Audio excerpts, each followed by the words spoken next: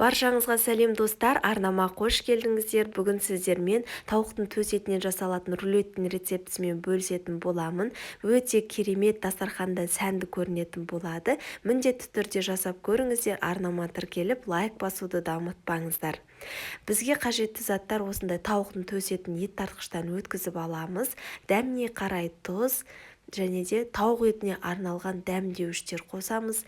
Барлығы көз мөлшерімен қосамыз, және де осындай хмели сунели дәмдеуішін, қара бұрыш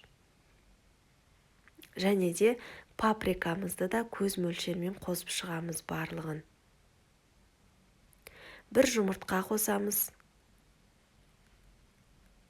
3 тіс осындай сарымсақты, яғни чеснокты осындай чеснок езгішпен езіп қосамыз, немесе етпен бірге ет тарқыштан өткізіп жіберуге де болады.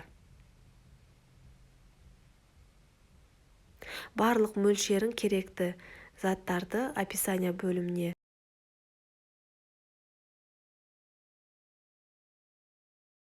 мен тауықтың төс етін жуып, турағаннан кейін жуып алғандықтан астына кішкене суы қалып кетіп, осылай кішкене сұйығырақ болып қалды масам, бірақ ондай сіздерде болмайды. Содан кейін осылай жақсылап тұрып етімізді қолымызға алып, табаққа осылай жақсылап ұрамыз. Сол кезде ішіндегі ауалары қайтып, бір-біріне тығыз болып орналасатын болады. Жұмыс істеуге өте ыңғайлы болады. Міндетті түрде осылай жақсылап ұрғылап алыңыздар етті. Міне осындай фольганың да жақсы, Поклан фирмасыныкін осындай жақсы несін пайдалаңыздар, себебі кейбір фольгалар болады, жаңағы тез жыртылғыш, жұқа, ондайлар болмайды. Себебі жұмыс істеген кезде жыртылып, рулетіміз оралмай қалуы мүмкін. Фольгамызды майлап, осылай үстіне массамызды жайғастырамыз. Май астына жабыс қалмау үшін қажет, қазір біз ораған кезде.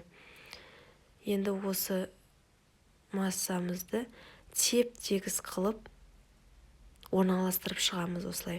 Видеода көрсетілгендей. Бір шеті қалың, бір шеті жұқа болып қалмау керек. Барлық шеті тегіс болса, сіздердің рулеттеріңізде бірдей болып, әдемі болып шығатын болады.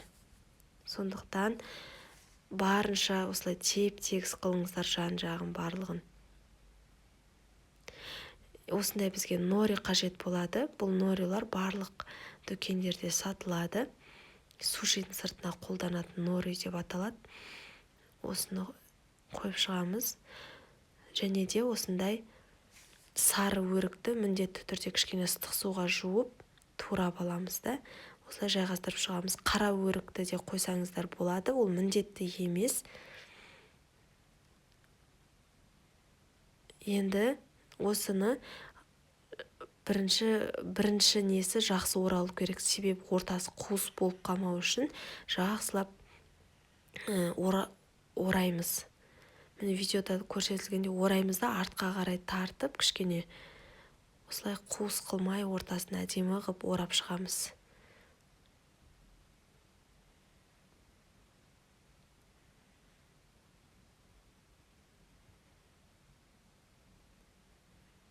Фольгамен жұмыс істеген кезде өте мұқият жұмыс істеу керек, себебі жыртылып кетпеу керек. Міне енді осыны орап, сыртынан тағы да 2 қабат фольгамен орап шығатын боламыз. Сол кезде біз қазір қызып тұрған духовкаға салған кезде күйіп кетпейді. Бұл міндетті, сондықтан 2-3 қабат фольгамен орап алыңыздар. 180 градус қызып тұрған пеште 40-45 минут аралығында пісіріп аламыз. Міне осылай.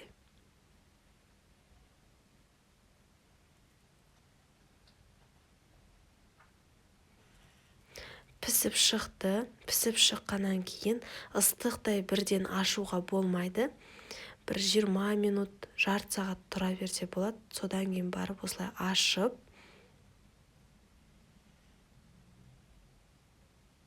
фольганың ішінде болғандықтан бұл бәрі де кішкене ыстығырақ болып тұр. Өстіп ашқаннан кейін суытып барып, пищевая пленкаға немесе жаңадан жаңағы осындай фольгаға орап холодильникке бір түнге қалдырамыз. Сол кезде әдемі кесілетін болады холодный ассортиға тұрған кезде. Немесе асығыс болсаңыздар морозилкаға 2-3 сағатқа салып алуға болады. Міне осымен біздің куриный рулетіміз дайын. Міндетті түрде жасап көріңіздер, өте дәмді әрі дастарханыңыздың сәнін ашатын болады. Каналыма тіркеліп, лайк басып, комментарий қалдыруды да ұмытпаңыздар. Назарларыңызға рахмет. Сіздермен болған Ақбота.